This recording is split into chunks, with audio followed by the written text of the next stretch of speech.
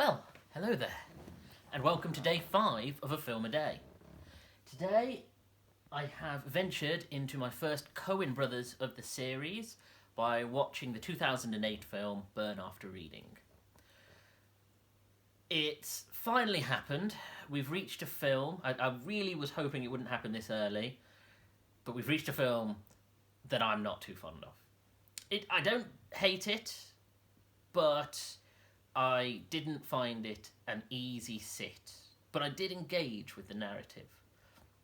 I've often found with the Coen brothers that their films fit into one of two categories. Either they're modern westerns, well, when I say modern westerns, I mean in terms of the development of the genre, so films like True Grit and The Ballad of Buster Scruggs, and then of course an actual modern western or neo-western with No Country for Old Men, which is a film that I absolutely love.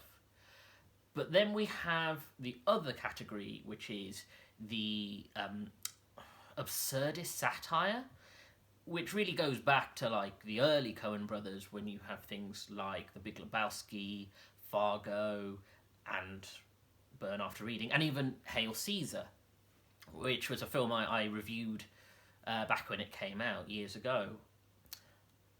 I'm not too fond of the absurdist satires. I much more lean towards their westerns and their serious dramas.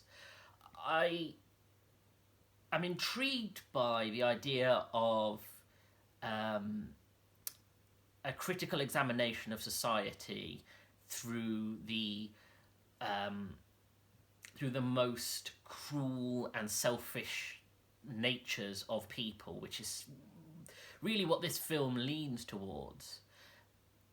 That, just to summarise the premise, the film follows a man named Ozzy Coxey. I'm even struggling to remember some of the characters' names and things. Who's played by John Malkovich, who is a CIA analyst who, due to some disagreement with the organisation and alleged alcoholism, quits the service and wants to write a book. It then involves his wife, Katie Cox, and his frenemy, you might say, named Harry Farrah, who's played by George Clooney, and his wife, and of course George Clooney's character is having an affair with John Malkovich's wife. And again, you see these characters and they're cruel and selfish and self-interested and slightly pathological. You also follow two characters who are played by Frances McDermott and Brad Pitt, who are two gym trainers who, due to plot, come across the manuscript that John Malkovich is currently writing for his novel and believe that it's actual CIA information, and they want to use it to get money because Frances McDermott wants to have plastic surgery. And really the plot surrounds sort of people being selfish and cruel, and it sort of fits into that category where the gym people are vacuous, the both George Clooney and John Malkovich are both slightly sociopathic and, again, pathological, and both of their wives are cold. And it's tricky, because when I think back to, like, Fargo and The Big Lebowski, that's very much in the keeping of those stories. But where with Fargo you had all of that ridiculousness and the escalation of people's selfishness and greed, resulting in crime and truly horrific, brutal crimes. But you also had, again, Frances McDermott in a much better role, where she plays the police officer who uncovers it. The Big Lebowski, of course, has Lebowski and his group who are sort of wading into that world, and so you attach to them. The problem with Burn After Reading is you don't have any character like that. You are just mired in this world of characters who are interesting but by no means empathetic. It's quite interesting that I chose this film following on from Deconstructing Harry, because as I said with Deconstructing Harry, you jump into the psyche of a man who you might not like, but you really want to know how he ticks.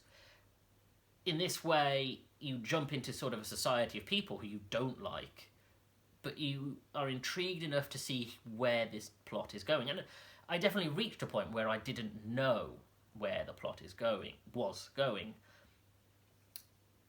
And where it does, just like Fargo, the escalation is quite remarkable, and the buffoonery is quite sort of remarkable, and there are these inserts where it cuts to the CIA headquarters, and J.K. Simmons is sort of the director of the CIA being told all this information about all these machinations, and murders start to happen, and all these sorts of things. And it is interesting, but I don't know if I found it engaging. And that's a shame. And that might just be a me thing. I think other people might click into that.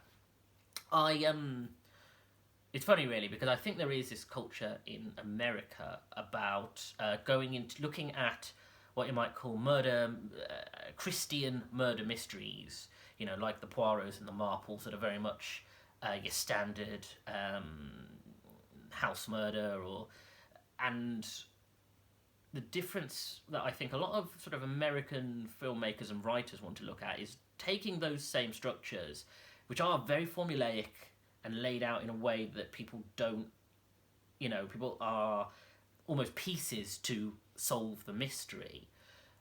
I think there's a culture in America to try and sort of approach it from a metatextual perspective. I was thinking about Knives Out, which really comes to the murder mystery from a completely original standpoint, in my opinion. Or, weirdly, I was thinking about American Beauty, which very much is a murder mystery in that ilk, but we are presented the build-up to the murder mystery before, say, the detective would arrive, and all of the elements are laid out in front of us, played out in that way.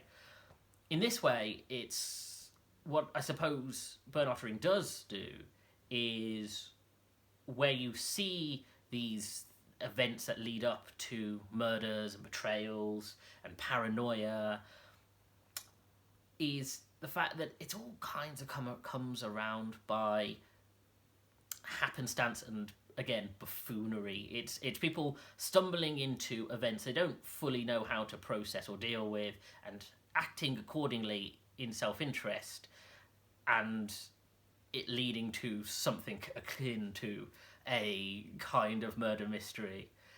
And even at the end of the film, J.K. Simmons' character, who isn't involved in the events, he's very much in that sort of classic tragic theatre kind of way, sitting there going, well, what have we learned from this?